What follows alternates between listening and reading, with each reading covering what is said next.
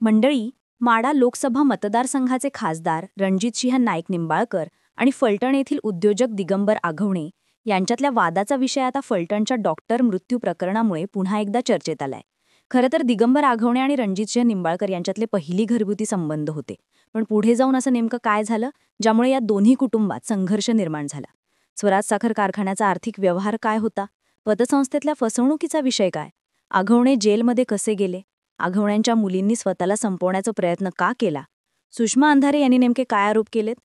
सगळंच या व्हिडिओच्या माध्यमातून जाणून घेणार आहोत. मंडळी, रणजितसिंह निंबाळकर आणि दिगंबर आघवणे यांच्यातील वाद समजून घेण्याचं मुख्य कारण म्हणजे ठाकरे गटाच्या नेत्या सुषमा अंधारे यांचा या प्रकरणातील हस्तक्षेप आणि फलटणमधील महिला डॉक्टरच्या मृत्यूवरून झालेले आरोप प्रत्यारोप. मंडळी, फलटणमधल्या महिला डॉक्टरच्या मृत्यू प्रकरणावरून राजकीय वाद उठलेला असताना सुषमा अंधारे यांनी दिगंबर आघवणे यांच्या जुळ्या मुली वर्षा आणि हर्षा यांचा स्वतःला संपवण्याच्या प्रयत्नाचा मुद्दा उपस्थित केला. अंधारे यांनी सादर केलेल्या पुराव्यांमध्ये मुलीच्या वडिलांवर म्हणजेच दिगंबर आघवणे यांच्यावर खासदार रणजितसिंह नाईक निंबाळकर यांच्या कथित दबावाचा उल्लेख होता.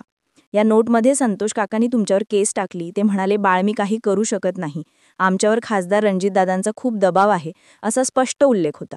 तसेच वडिलांची म्हणजेच दिगंबर आघवणे यांची अवस्था पाहून आपल्याला हतबल वाटत असल्याचा भावनात्मक उल्लेखही या पत्रात होता.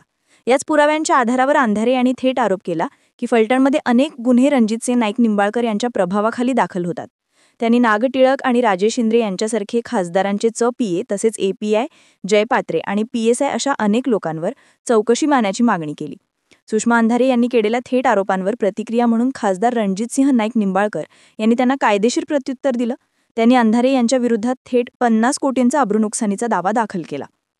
एकूणच मग या संघर्षाच्या राजकीय स्तरावरील वाढीमुळे आघवणे विरुद्ध निंबाळकर हा स्थानिक वाद थेट भाजप विरुद्ध शिवसेना ठाकरे गट अशा राजकीय संघर्षात बदलला. आता आपण हा वाद नेमका काय ते अगोदर व्यवस्थित समजावून घेऊयात. तर बघा मंडळी, माध्यमांमध्ये असलेल्या माहितीनुसार दिगंबर आघवणे हे फलटण तालुक्यातले गिरवी येथील रहिवासी असून त्यांची ओळख स्थानिक युवा उद्योजक आणि युवा नेते म्हणून आहे. त्यांचा प्रमुख व्यवसाय शेती, लाकूड विक्री आणि ब्रिकेड तयार करून कंपन्यांना पुरवठा करणे हा आहे. 2019-2024च्या विधानसभा निवडणुकीत सुद्धा ते उभे राहिलेले होते. रणजितसिंह निंबाळकर आणि दिगंबर आघवणे यांच्यातील व्यावसायिक संबंधांची सुरुवात 2007 मध्ये झाली. त्यावेळी आघवणे हे सुरवडी येथील तत्कालीन स्वराज दूध डेअरीसाठी लाकूड पुरवठा करत होते. तेव्हापासून त्यांचे लिंबाळकर यांच्यासोबत आर्थिक व्यवहार सुरू झाले. दिगंबर आघवणे यांनी खासदार रणजितसिंह नाईक निंबाळकर यांच्यावर केलेल्या आरोपानुसार या वादाचं मूळ हे 2014 मधल्या एका मोठ्या आर्थिक व्यवहारात आहे. आता आघवणे यांनी केलेल्या आरोपानुसार रणजितसिंह नाईक निंबाळकर यांनी त्यांच्या उपळवे इथल्या स्वराज साखर कारखान्याचे व्हाईस चेअरमन पद देण्याचं आमिष दाखवून आघवणे यांना कारखान्यासाठी आर्थिक मदत करण्याची विनंती केली होती. या आमिषाला बळी पडून आघवणे यांनी त्यांची मौजे पिंपळवाही इथे असणारी 1.62 हेक्टर जमीन कारखान्याला कर्ज मिळवण्यासाठी तारण म्हणून गहाण ठेवली. हे कर्ज 3 प्रमुख बँकांकडून काढण्यात आलं. सेंट्रल बँक ऑफ इंडियाकडून 50 कोटी रुपये, बँक ऑफ इंडियाकडून 47.13 कोटी रुपये आणि कॅनरा बँकेकडून 45 कोटी रुपये. त्यानंतर कारखान्याचे बांधकाम पूर्ण झाल्यावर डिस्टिलरी प्रोजेक्टसाठी याच जमिनीवर पुन्हा एकदा सेंट्रल बँक ऑफ इंडियाकडून रुपये 84 कोटीचं कर्ज काढण्यात आलं.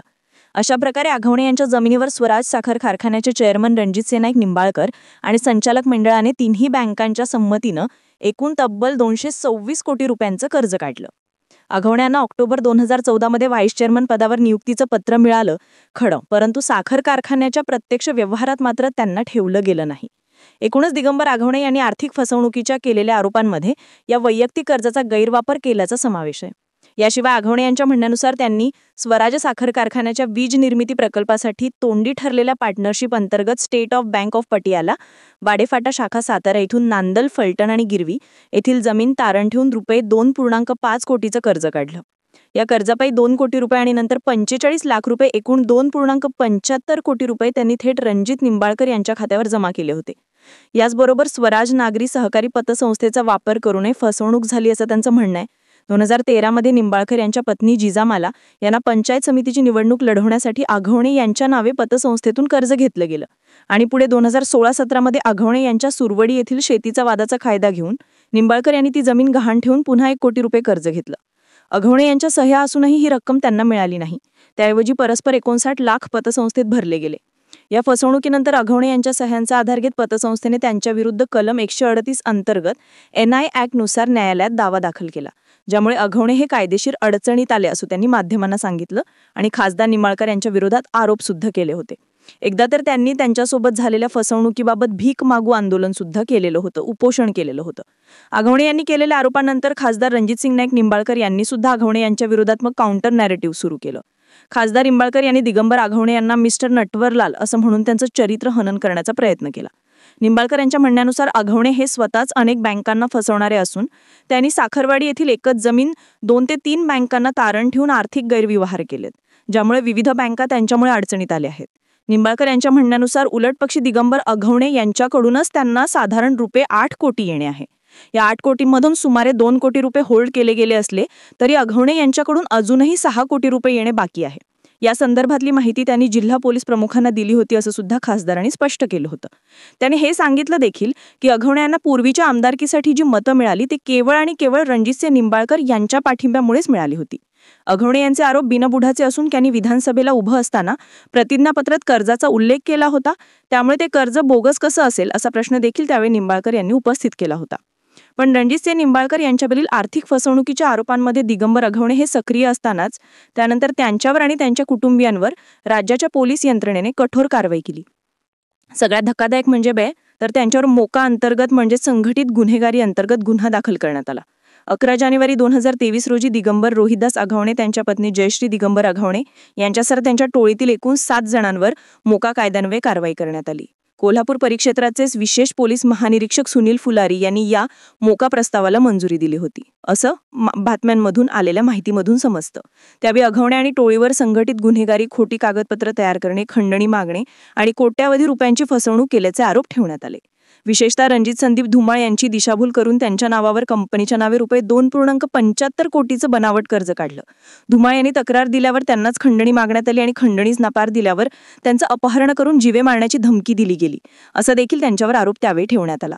खरं तर मंडळी, मोकासारखी अत्यंत कठोर कारवाई करण्यासाठी विशिष्ट गुन्ह्यांच्या नोंदी आणि संघटित गुन्हेगारीचा पुरावा आवश्यक असणं गरजेचं असतं. त्यामुळे अघवणे यांच्यावर केवळ राजकीय सूड उगवला जात होता असं तेव्हा अनेक जण म्हणत होते. बरं, फक्त मोकाच नाही तर मोका व्यतिरिक्त दिगंबर अघवणे आणि त्यांच्या कुटुंबियांवर इतरही काही आर्थिक गैरव्यवहारांचे गुन्हे दाखल करण्यात आले. सगळ्यात पहिला गुन्हा होता तो आयुर निधी फसवणुकी संदर्भातला. यानुसार दिगंबर, जयश्री आणि संतोष अघवणे यांच्यावर मोहन लक्ष्मण करात यांची आयुर अर्बन मल्टीपर्पज निधी कंपनीत पैसे दुप्पट तिप्पट करण्याचा आमिष दाखवून सुमारे 30 लाख रुपयांची फसवणूक प्रकरणी गुन्हा दाखल आहे. न्यायालयाने खरा त्यांची तक्रार दाखल करून घेण्याचे आदेश दिल्यानंतर 16 एप्रिल 2022 रोजी हा गुन्हा नोंदवला गेला. त्यानंतर दुसरा गुन्हा आहे निवडणूक निधीचा अपहार केला संदर्भातला. गिरीशुंफ विपुल बजरंग येवले यांनी दिलेल्या तक्रारीनुसार अघवणे यांनी 2019 विधानसभा निवडणुकीसाठी हात उसने घेतलेले 10 लाख रुपये परत न करता फसवणूक केली म्हणून या प्रकरणी न्यायालयाच्या आदेशानुसार त्यांच्यावर फलटण ग्रामीण पोलीस ठाण्यात गुन्हा दाखल करण्यात आला.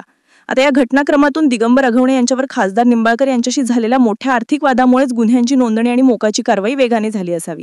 त्याचबरोबर खासदार निंबाळकर यांच्या राजकीय प्रभावाने प्रशासकीय यंत्रणा गतिमान करून अघवणे यांच्या विद्यमान गुन्हेगारी रेकॉर्डचा वापर करून त्यांना कायदेशीरित्या पूर्णपणे अडकवण्यात आला असं नुकतंच त्यांच्या बायकोने म्हणजे जयश्री अघवणे यांनी आरोप केले आहेत. शिवाय त्यांच्यावर झालेल्या आरोपांमुळे दाखल झालेल्या गुन्ह्यांमुळे दिगंबर अघवणे यांच्या 2 जुळ्या मुलींनी स्वतःला संपवण्याचा प्रयत्न केला होता असा सुद्धा आरोप जयश्री अघवणे यांनी नुकताच रणजितसिंह निंबाळकर यांच्यावर ठेवला आहे. पुढे आता या प्रकरणात नवनवीन अपडेट्स काय येत आहेत हे आपल्याला पाहावं लागेल. तशा अपडेट्सवर आपण लक्ष ठेवून राहूच. पण तुम्हाला निंबाळकर विरुद्ध अघवणे या वादाची हिस्ट्री ऐकून काय वाटलं, तुमची मतं आम्हाला कमेंट करून नक्की सांगा. सोबतच आपल्या गर्जना मराठी या YouTube चॅनलला सबस्क्राईब करायला अजिबात विसरू नका. धन्यवाद.